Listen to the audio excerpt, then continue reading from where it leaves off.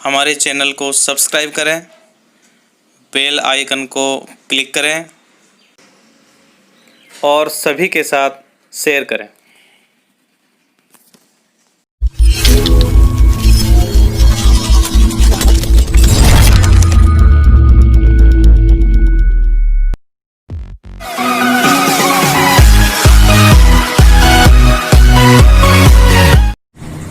नमस्ते बच्चों, आपका मैथ्स क्लास में स्वागत है। आज अपन बोर्ड पैटर्न को आगे बढ़ाते हुए प्रश्नावली 3 का जो क्वेश्चन पूछा जाता है, जिसका अंक बार 3 है और बोर्ड परीक्षा में क्वेश्चन नंबर 16 पर आता है। क्वेश्चन नंबर 16 पर 3 नंबर का क्वेश्चन आता है। इसके अपन थोड़े बहुत एग्जाम्पल लेते हैं और परीक्षा की तैयारी के लिए इसका उपयोग करते हैं। इसमें दिया है एक द्विघात बहुपद ज्ञात कीजिए जिसके शून्यक नाम हल्का ही होता है, क्योंकि ये मान जब समीकरण में या बहुपद में रखा जाता है तो बहुपद का पूरा मान शून्य हो जाता है, इसलिए इसको शून्य कहते हैं। उसका योगफल और गुणनफल क्रमशः दिया हुआ है। योगफल 8 है, गुणनफल 12 है। तो द्विघात बहुपद बनाने का एक फार्मूला है, द्विघात बहुपद। इसका फार्मूला है x² माइनस मूल तो कहते हैं समीकरण में, और यहाँ शून्यक होते हैं तो शून्यकों का योगफल। यहाँ पर 2 शून्यक हैं, एक शून्यक अल्फा और दूसरा लेते हैं बीटा। तो मैं यहाँ पर इसको प्रतीक चिन्हों में लिख देता हूँ, x² minus alpha plus beta यानी शून्यकों का योगफल इंटू x प्लस शून्यकों का गुणनफल यानी अल्फा बीटा।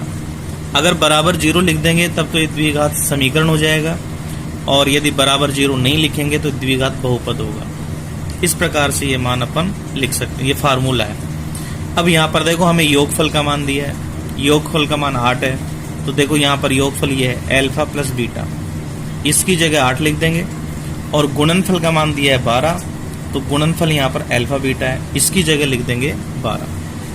तो द्विघात बहुपद हमारा होगा x² minus alpha plus beta, इसकी जगह 8, कोई चिन्ह नहीं टकरा रहा है इसलिए ब्रैकेट में लिखने की आवश्यकता नहीं है, into x plus alpha beta, ये हो गया 12। तो इसका मतलब हमारे पास ये द्विघात बहुपद हो गया x² माइनस 8x प्लस 12। बड़ा आसान सा तरीका है, द्विघात समीकरण भी बनाया जा सकता है इससे। कई बार अल्फा और बीटा अलग अलग दे देते हैं तो हमें योगफल भी ज्ञात करना होता है, गुणनफल भी, और फिर इस सूत्र में मान रख देते हैं। दूसरा एग्जाम्पल है इसका क्वेश्चन नंबर 16 का, प्रश्नावली 3 से संबंधित है। प्रश्नावली 3 बहुपद है। यदि द्विघात समीकरण x² माइनस 3x माइनस 10 बराबर 0 के मूल अल्फा बीटा हो तो अल्फा² प्लस बीटा स्क्वायर का मान ज्ञात कीजिए। तो देखिए इसको हल करने के लिए दूसरा क्वेश्चन है, यदि द्विघात समीकरण x² माइनस 3x माइनस 10 बराबर 0 के मूल अल्फा बीटा हो तो अल्फा² प्लस बीटा स्क्वायर का मान ज्ञात कीजिए। तो सबसे पहले अपन समीकरण लिखेंगे, x² माइनस 3x माइनस 10 बराबर 0, समीकरण नंबर 1, और फिर इसका मानक रूप लिखेंगे। मानक रूप होता है ax² plus bx plus c बराबर 0, समीकरण नंबर 2। अब अपन समीकरण 1 व 2 की तुलना करने पर, तो यहाँ देखो तुलना करेंगे तो a का मान होगा 1, तो लिखेंगे a बराबर 1, b का मान होगा -3, तो b बराबर होगा -3, और c बराबर होगा -10। इतना काम कर लेंगे पहले। इसके बाद में देखो हमारे पास 2 संबंध होते हैं शून्यकों के या मूलों के। जैसे एक मूल अल्फा और दूसरा बीटा लिया है तो हमारे पास 2 नियम है। पहला नियम है मूलों का योगफल, तो अल्फा प्लस बीटा, इसका फार्मूला होता है -b/a। तो देखो हमारे पास b का मान भी है और a का भी है, तो ये मान अपन निकाल सकते हैं। माइनस b की जगह लिखेंगे -3 बटा a की जगह लिखेंगे 1, तो माइनस माइनस प्लस हो जाएगा, यानी आ जाएगा +3। तो अल्फा प्लस बीटा हमारे पास आ गया, इसे दे देंगे समीकरण नंबर 3। अब निकालेंगे अपन दूसरा गुणनफल, मूलों का गुणनफल यानी अल्फा बीटा। इसका फार्मूला होता है C/A, और यहाँ पर देखो C का मान है -10 और A का मान है 1, तो अल्फा बीटा हमारे पास आ जाएगा -10। इन मानों की सहायता से अपन alpha square plus beta square निकाल सकते हैं। इससे पहले देखो मैं आपको एक बात क्लियर कर दूं कि पूर्ण वर्ग संख्या आपको याद होनी चाहिए। तो देखो सूत्र में ये पूर्ण वर्ग होता है, जैसे a प्लस बी का होल स्क्वायर। इसको यदि अपन हल करें तो ये आता है a square plus B square plus 2ab, ये पूर्ण वर्ग होता है। तो ऐसे सवालों में यदि मान लो यहाँ आ जाता है a square plus B square, तो तुरंत देखने से पता चलता है कि इसमें 2ab की कमी है। पूर्ण वर्ग बनने के लिए इसमें 2ab की कमी है, इसलिए हम इसमें 2ab जोड़ेंगे और 2ab घटाएंगे। ऐसा करने से यहाँ तक का जो मान होगा वो पूर्ण वर्ग हो जाएगा।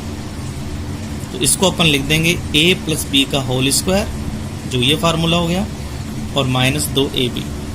इस प्रकार हम इसको पूर्ण वर्ग बना करके हल करेंगे। देखिए कैसे करें। इसमें अपने को मान निकालना है alpha square plus beta square का। तो अभी मैंने बताया कि alpha square plus beta square को पूर्ण वर्ग बनाने के लिए इसमें 2 अल्फा बीटा जोड़ेंगे और 2 अल्फा बीटा इसमें से घटा देंगे, तो इसमें कोई फर्क नहीं पड़ेगा, कट जाएगा। अब यहाँ से यहाँ तक देखो ये हो गया पूर्ण वर्ग। इसको अपन लिख सकते हैं अल्फा प्लस बीटा का होल स्क्वायर और -2 अल्फा बीटा ऐसे आ जाएगा। अब हमारे पास देखो अल्फा प्लस बीटा, इसका मान हमारे पास 3 है, अल्फा बीटा इसका मान -10 है, तो ये मान आप इसमें रख देंगे। तो ये होगा alpha square plus beta square बराबर अल्फा प्लस बीटा, इसका मान हो गया 3, तो ये हो गया 3 का स्क्वायर -2 गुणा अल्फा बीटा का मान है -10, तो ये होगा 3 3 9 और माइनस माइनस ये हो जाएगा प्लस 10 दूनी 20, सॉरी 10 दूनी 20, तो ये होगा 20 और 9 29। तो alpha square plus beta square का मान 29 आएगा। इस प्रकार अपन पूर्ण वर्ग बनाकर इसको हल कर सकते हैं। फिर आगे लेते हैं इसमें एग्जाम्पल, और आगे इसका तीसरा एग्जाम्पल लेते हैं। द्विघात समीकरण 3x स्क्वायर -4 √3x + 4 = 0 के मूलों की प्रकृति तथा मूल भी ज्ञात कीजिए। ये 2 भागों में पूछा है। तो सबसे पहले देखो मूलों की प्रकृति निकालने का बड़ा आसान तरीका है। 3x स्क्वायर -4 √3 × x + 4 = 0, इसे लिखेंगे समीकरण नंबर 1। इसके नीचे वही मानक रूप ax square plus bx plus c = 0, समीकरण नंबर 2। दोनों की करेंगे तुलना, तो a बराबर हमें मिलेगा 3, b बराबर आएगा -4 √3 और c बराबर हमारे पास होगा 4। अब मूलों की प्रकृति ज्ञात करने के लिए यहाँ विविक्ति कर यानी विवेचक का उपयोग किया जाता है और उसके मान पर निर्भर करता है। तो विवेचक का मान देखो यहाँ है b² - 4ac, इसमें अपन मान रखेंगे। तो b की जगह रखेंगे -4 √3 इसका वर्ग, -4 गुणा a का मान 3 गुणा c का मान 4। तो देखो ये माइनस माइनस प्लस हो जाएगा, वर्ग करेंगे तो 4 चौक 16 इंटू √3 को √3 से गुणा करने से 3 माइनस 4 चौक 16, 16 × 48, तो ये 16 × 48 माइनस 48 यानी ये आएगा 0। अब देखिए मैं इसको समझाने के लिए आपको कुछ चीज़ें यहाँ बता दूं जो मैं यहाँ रफ काम करके बता रहा हूँ, आपको याद भी रखना है। इसमें हमें 3 चीज़ें ज्ञात करनी है। जैसे पहले हम विवेचक ज्ञात करेंगे। अब विवेचक का जो मान होगा उसके आधार पर अपन देखेंगे।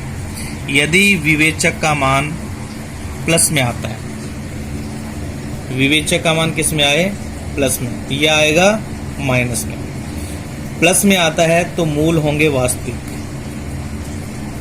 माइनस में आएगा तो ये होगा काल्पनिक। दूसरा, जो विवेचक का मान आया है उसका यदि वर्गमूल हो तो वो होगा परिमेय, और वर्गमूल नहीं हो तो वो होगा अपरिमेय। और तीसरा है कि यदि विवेचक का मान शून्य हो तो मूल होंगे समान, और शून्य नहीं हो तो होगा असमान। ये इसका शॉर्ट तरीका है। तो देखिए, विवेचक का मान यहाँ आया 0। 0 हमेशा माना जाता है धनात्मक। तो देखो, मूल की प्रकृति लिखते हैं, मूलों की प्रकृति धनात्मक है। तो मैंने बताया था वो धनात्मक होगा तो मूल होगा वास्तविक, तो आप लिखेंगे वास्तविक। दूसरा है, 0 का वर्गमूल 0 होता है तो ये होगा परिमेय, और विवेचक का मान 0 आ गया, इसका मतलब ये होगा समान। तो मूल हो गया वास्तविक, परिमेय, समान। इस प्रकार आप इस मूल की प्रकृति को पहचान सकते हैं। अब आगे देखो, इसमें प्रश्न दिया है मूल भी ज्ञात कीजिए। यदि अपन इसको चेक करते हैं, मूल वास्तविक अवास्तविक वगैरह चेक करें और फिर इसका मूल ज्ञात करने के लिए कहा जाए तो श्रीधराचार्य सूत्र से हल करें तो जल्दी सही होगा। तो देखो, मैं इसका हल यहाँ लिखूंगा, श्रीधराचार्य सूत्र से।